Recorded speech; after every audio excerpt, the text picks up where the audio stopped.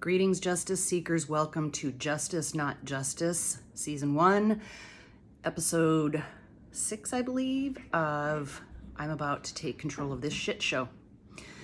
So, just a quick recap. We're now in the month of January of 2018. At the end, you've already heard, and you've heard the allegation. Well, you've heard what went down in terms of fighting and blah, blah, blah. Jeremiah has left the house on January 30th for fear of some serious shit to take place. Okay. One real quick point that I didn't mention in the last video is that Jeremiah on January 22nd of 2018 filed for divorce. So she was served the papers. It's happening. So again, this just sort of reminds her that this is happening, and her tactics prior to becoming sinister and lying didn't work.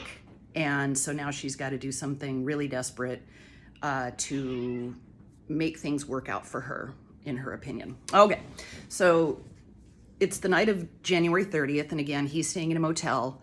We're talking, and I said, you need to go down to the courthouse tomorrow and file a restraining order against her, not only for the things that she's already done, but you try to get away from her. You try to leave the room and she follows you. She's trying to antagonize you. And the only way that that's going to stop is if she can't be around you. And so that is the thing that you need to go down and do, which he agreed. And so he did on December 31st, went down first thing in the morning and filed the restraining order that says, what are the statement of facts, okay? She threw a bottle at my head while I was driving down the highway and it broke my windshield. She also bit my right arm and spit in my face. She threatened to break all of my house windows, called me a bitch-ass nigger in front of the kids. I tried to stay away from her, physically following me, yelling at me, insults, and harassing me. I've frequently have locked myself in my garage and slept in there to stay away from her. I'm very concerned for the physical safety of myself and my children. She has threatened to make false abuse charges against me. I have picture and audio of her damaging my property and calling me bitches when the kids are in the room. She is very unstable, threatened to kill herself before all of this is over. I have had to block her from texting, calling, and instant messenger. I also have saved screenshots of her freaking out situation. So if you will recall the previous videos, you can agree that those things are all true.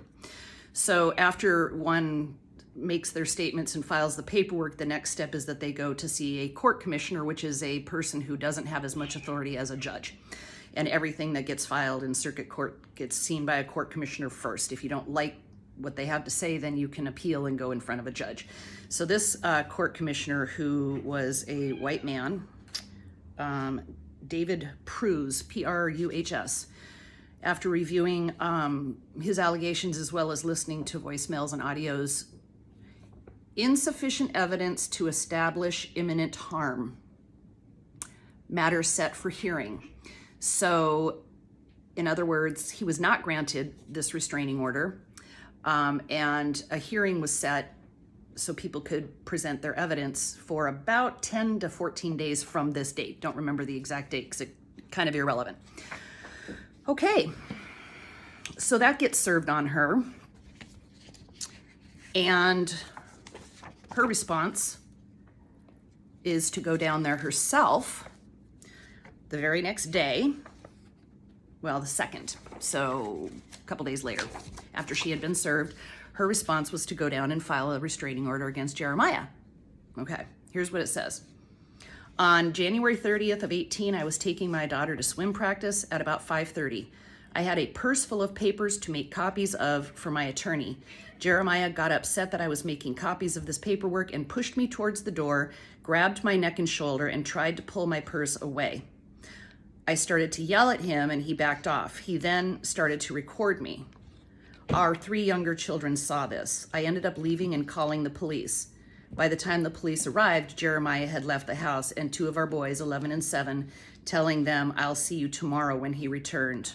Okay, so again, if we go back to what has already been demonstrated and shown for January 30th, I don't think that based on the recording and the way that she was saying, don't touch me, and everything that led up to that she was being pulled and grabbed, and she wasn't yelling. And yes, the younger children saw this because she didn't care.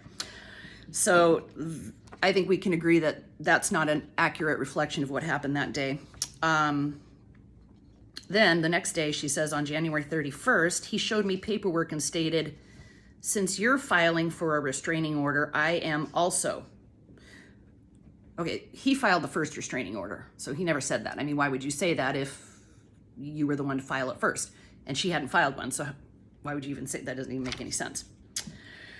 I was at work and my daughter called me crying and hysterical, saying, Dad keeps yelling at us, saying we have to live with him. They have no choice. And if you'll recall, it was she who was saying that to the children. Whether or not he said that, I don't know. I doubt it. But we do know that she said those things. When I returned home from work, I went to bed and he started video recording me and my belongings. He was harassing me, telling me I was stealing things from the house and keeps telling me to get out. Don't know. Okay, then on January 7th of 2018, so she's bouncing around back to that. Jeremiah was yelling and screaming at me. He was drunk and belligerent. He looks through my phone and threatens to break it. When my 15-year-old stuck up for me, he started screaming at him, took his belongings, and locked us out of the house. I never recall that happening. And again, Jeremiah and I have been in very close contact during this entire time. Then we go to December 2nd of 2017, if you'll recall that audio that we heard. Jeremiah and I went to dinner. He got extremely upset and left me at the restaurant. I started walking and sometime later he picked me up. He was heavily intoxicated in the vehicle and wouldn't stop the car or let me out. So remember that audio that you heard? He didn't sound heavily intoxicated. He didn't sound to me that he wouldn't stop the car or let her out. She never once said, let me out. Jeremiah became even more agitated, grabbed my neck, and pushed me against the window. Did that happen? We don't have any evidence of that. We have evidence that that didn't happen. We also have to think about if he's highly intoxicated, driving, how is he going to grab her neck and push her against the window? Oh, and he's not slowing down. That just physically is not possible. He wouldn't let me go. I was screaming at him and struggling to get away. I didn't hear any of that in that video. I was finally able to grab a bottle, throw it at him, and crawl into the back seat. Since then, he has manipulated the situation.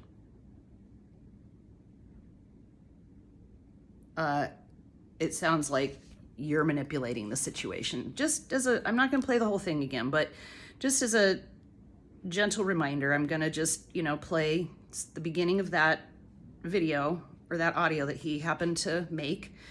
And remember, he had picked her up from the restaurant because she was threatening to commit suicide on the highway. And then when he got her, the first thing she did was got into the back seat and picked up a full bottle of alcohol and threw it at his head and subsequently broke the windshield. And so I believe he was driving, don't know for sure, but here's where the audio picks up.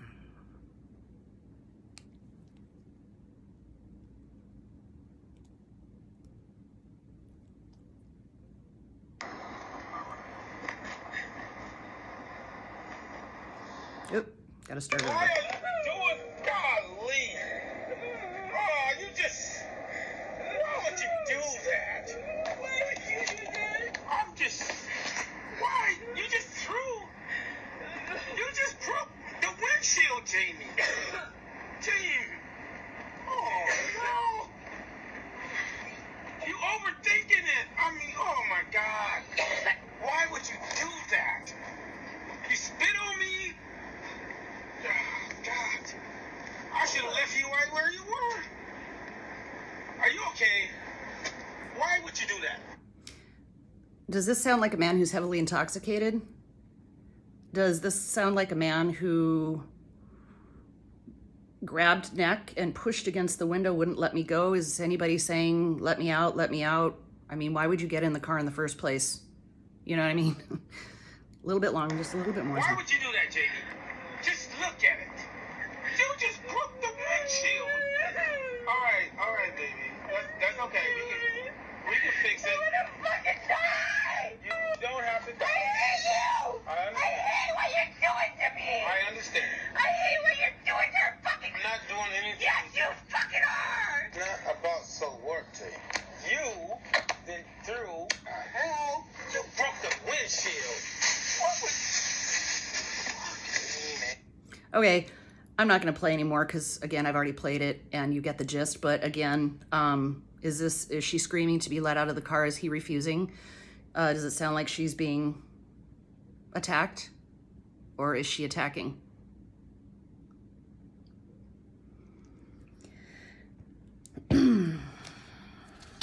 October 2017.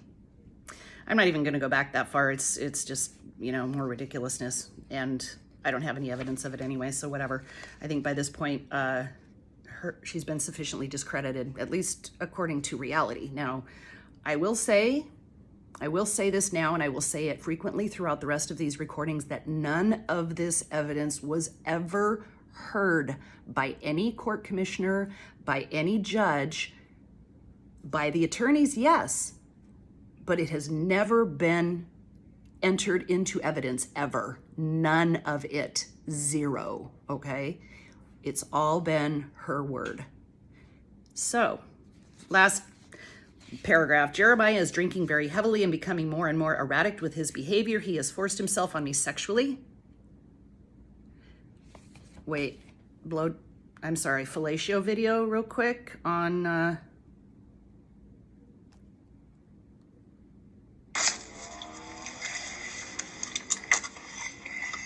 Hey, Kristen, I have your boyfriend's dick in my mouth.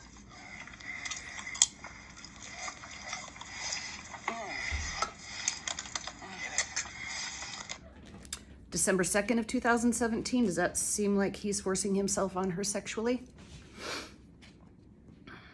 He harasses me daily and records everything I do without my permission. Yes, he does record everything for his own safety. And so far, at least in the last 2+ years, it has not served to benefit him, but it's definitely going to start benefiting him in the situation, and most importantly, his children. I'm going to shut this video off because that's taken quite a lot, but I will say that it was approved immediately by the court commissioner. Again, just her word taken for granted, and it was served on him by the police in the evening of February 14, 2018, and we will pick it up in the next video. See you soon.